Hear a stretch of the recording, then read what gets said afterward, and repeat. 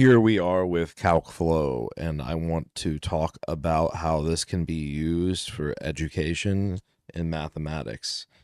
So it's pretty self explanatory. As you see here, we have a graph of a mathematical equation, and there's both the VR view and the desktop view, which I am using right now. And you can see as you position yourself relative to the object, it appears differently. But then if you grasp the concept of a Mobius strip, you can see its true shape when you look at it from an angle, right? Very thin strip, not some sort of circle or cylinder or something like this, right? Um, so that's the basic concept is you see the mathematical equation and then you see the graph much like you would on a graphing calculator, and you can modify the equation and see the graph change in real time. Um, this is the tutorial, so I'm going to try to proceed with that. I'm not entirely sure. I haven't rehearsed this. I have used this before, but it's been probably a year or two since I have done it. So where the surface only has, yes. Next phrase. Can we get to the next? Let me redo. To here we go.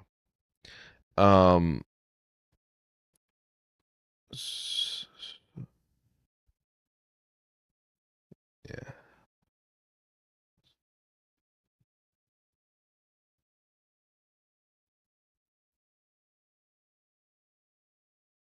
Electron orbital subshell and density. How do I select this? That's what I don't understand right now.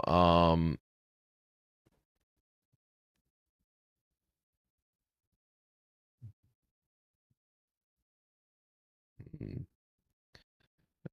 Are there desktop controls? It said it mandated controls of a certain type. That it mandated VR controls. But I did manage to get into the Mobius strip earlier. I don't understand why. It seems like none of the keys are working, like enter or click. I have the cursor, obviously, as you can see. I'm approaching it from the right direction and everything. Um, like enter X, Z, E, F. All these kind of doesn't really make much sense. If I just hit,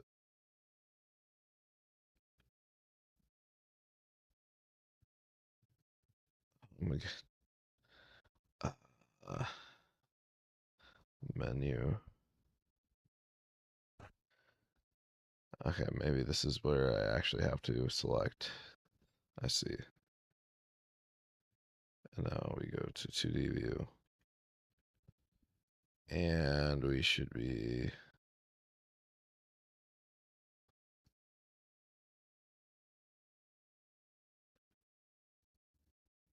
Hmm.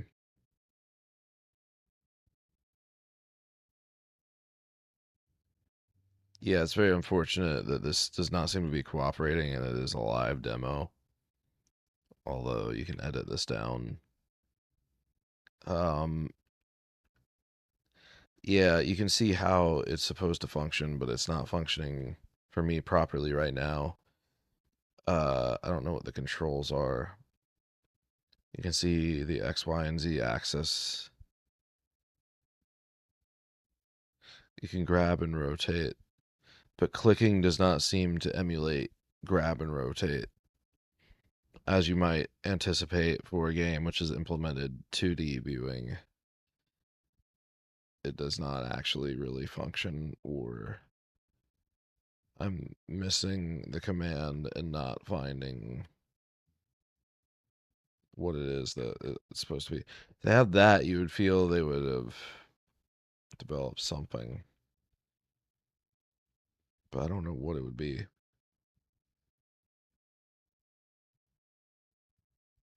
Unfortunately, I do not know.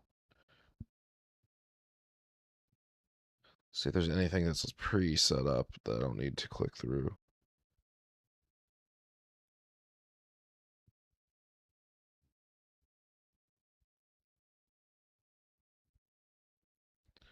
Yeah, see, this is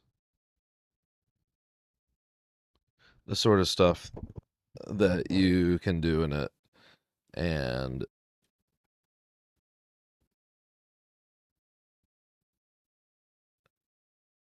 it allows you to, it's nice to have a graph on a graphing calculator, but this is obviously just a little bit better of a visual.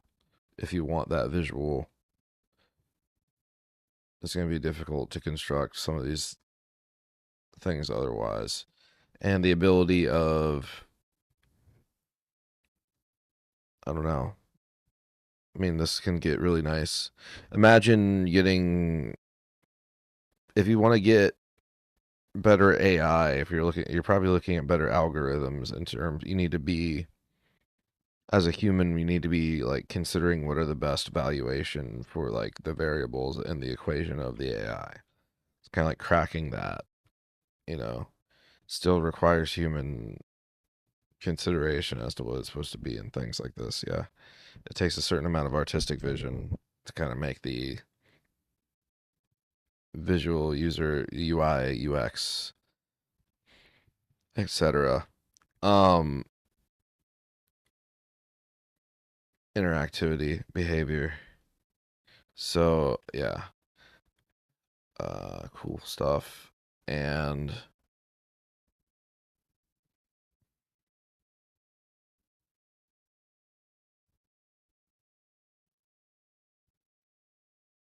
I think that's about all there really is.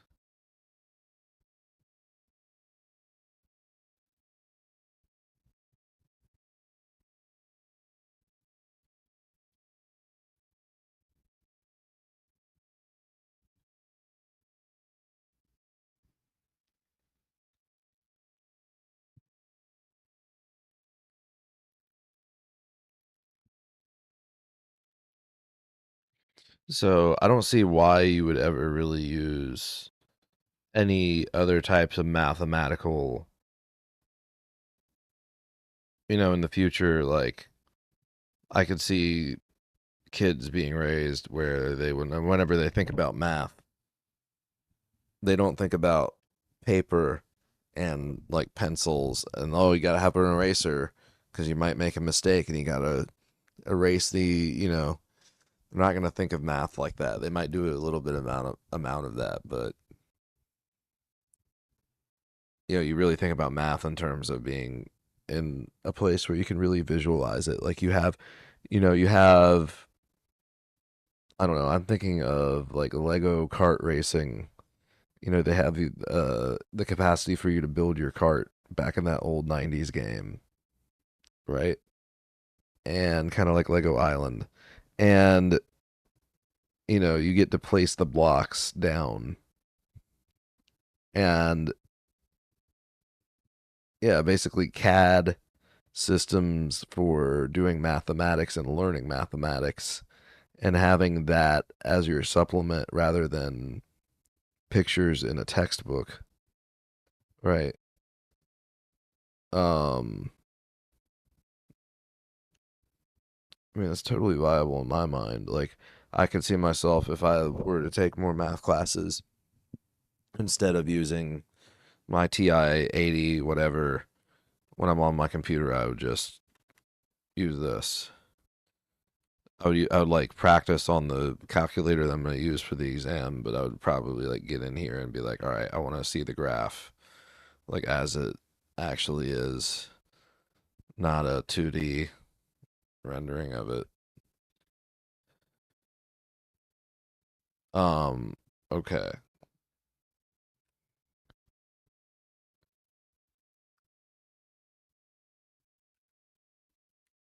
So,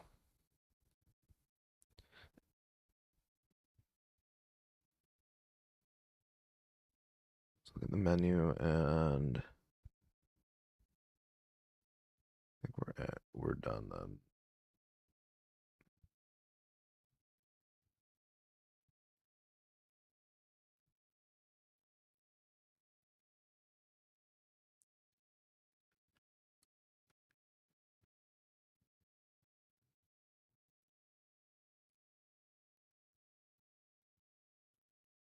Gotta triangulate.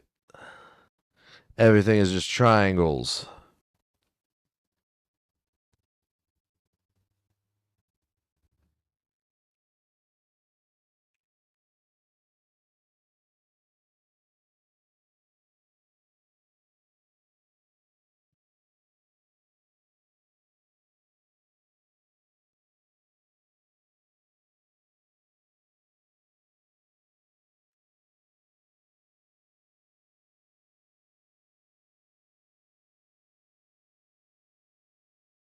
Okay, that's it.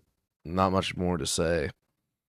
It is a VR graphing program that you can use without having VR. Maybe that functionality should be easy to add, or you could emulate VR controllers. There should be a workaround available somewhere. Um, it doesn't seem to support input for desktop properly by default. That could just be me with keyboard and mouse. I'm getting. I can do this with control and space, but clicking a button seems to be impossible. So I'm done for now. And let me know if you have found this video and if you think this is a good application or you know of any other alternative applications like it that do similar things. And if you know of any people that use this, any schools that use this, any organizations that use it, do you think it would be helpful, or do you think it's do you think it has a potential to kind of impede on the territory of graphing calculators? I mean, with smartphones, I could see kind of the need for like a dumb phone for like test purposes. That's like a smartphone for, but like for like who needs to buy like a TI calculator whenever your smartphone has a smart calculator on it, outside of school purposes, so you don't cheat because they don't want you to have an LTE enabled device, right? But you got to wonder, like, you know, there are probably people out there that where the incentive to cheat is so high, they're like, all right, well, let's add a Bluetooth module to our uh, TI calculator so that we can get a 4.9 GPA, get a 12.7 GPA out of 4, and there's some people out there that try really hard to front about that kind of stuff and are very in the money. So, yeah, I don't know. Cheating on academic things, and should we even really test like that? I mean, I understand, yes. I mean, we probably should. But also everybody's perceptions of it, and does it really always meet the best outcomes? I don't know. Leave your thoughts below. What's your opinion of education in America? Are you with Boko Haram, or are you with people that are with for education? Like pro education, anti education. Um, should we all go back to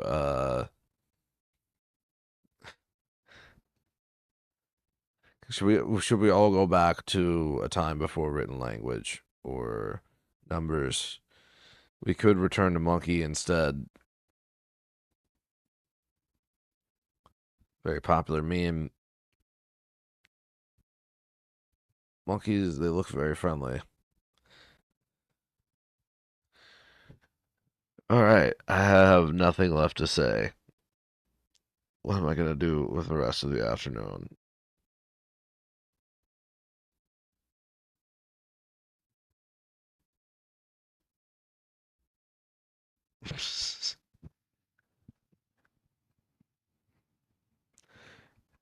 I think it would be very interesting.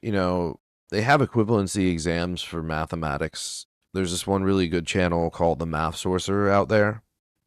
I'm trying to think of things to say. The Math Sorcerer has a really good channel, and he might be interested in something like this. And people like that like that channel. Um,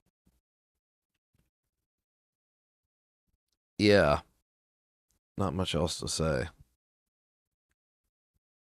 Math Sorcerer is a very cool channel.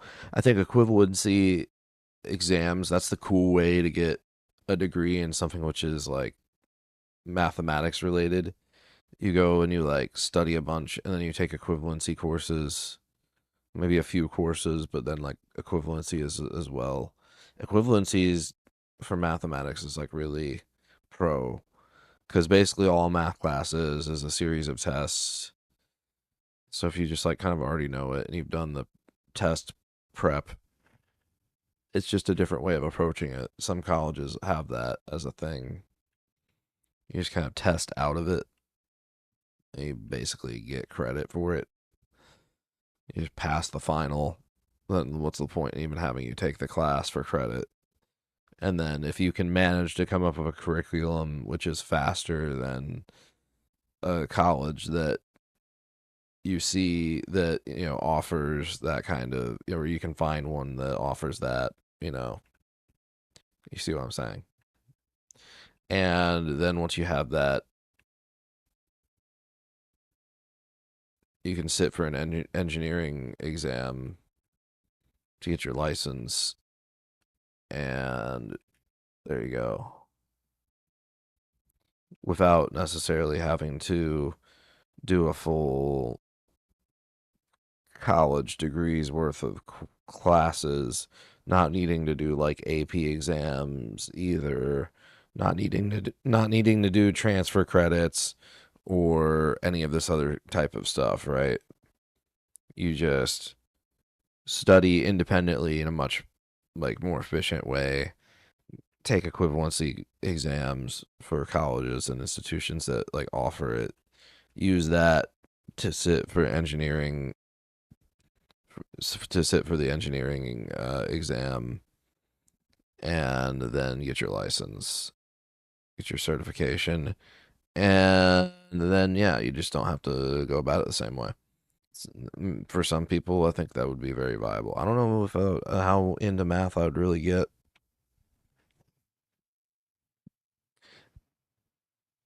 um, but it is interesting nonetheless.